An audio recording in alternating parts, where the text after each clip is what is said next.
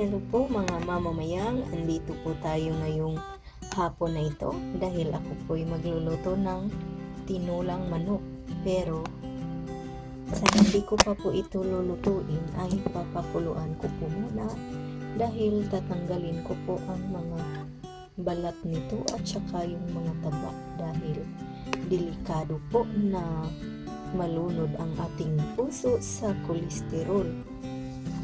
Ayan na po mga mamamayang, isinalang ko na po sa ating stove ang ating kawali para po mapakuluan natin ito.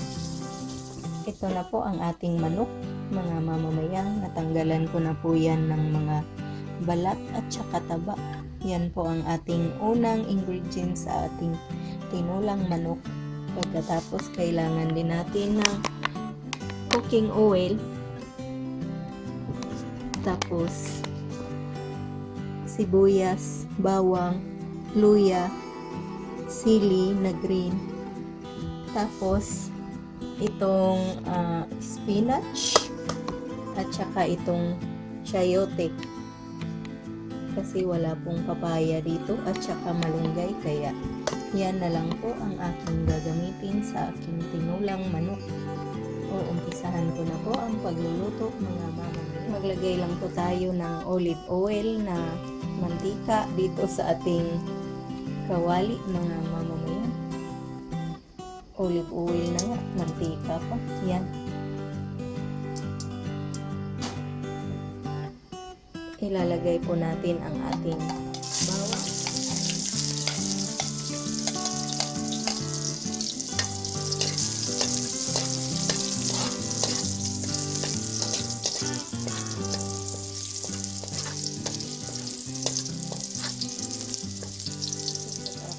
Ilagay din po natin ang ating sibuyas.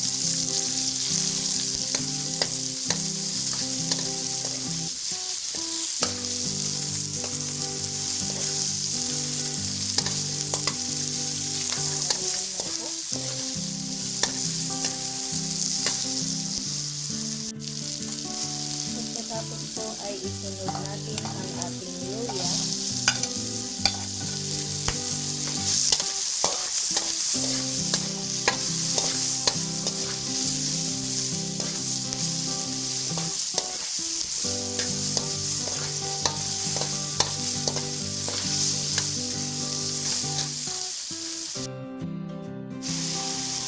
Maglalagay lang po tayo ng tubig para maluto po maigi yung manok natin. Dalawa pong ganito, bottle na ganito. Pagkatapos po ay atin po itong tatakpan para kumulo kagad. Ngayon pong kumulo na ang ating manok at medyo luto na siya, ay pwede ko na pong isunod ang ating sayote.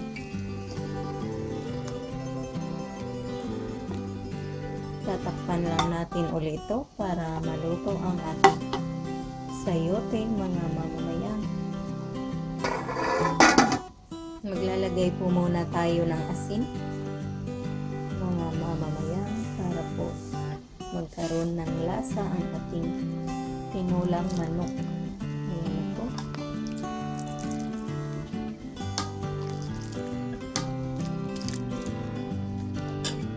Tapos haluin nyo lang para magpantay yung alat.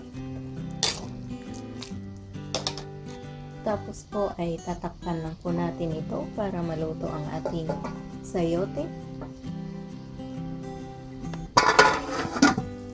Ngayon kung medyo luto na ang ating sayote, pwede ko nang isunod ang sili. Tapos hahaluin lang po natin. Ngayon kung luto na ang ating sili, ay pwede ko nang ilagay ang ating spinach. Ayan na po. Ayan na po mga mamamayang, luto na ang ating tinulang manok. Ito na po mga mamamayang ang ating tinulang manok. Sana po nagustuhan nyo ang ating recipe at sana nakuha nyo po ang recipe nito salamat sa inyong panunood.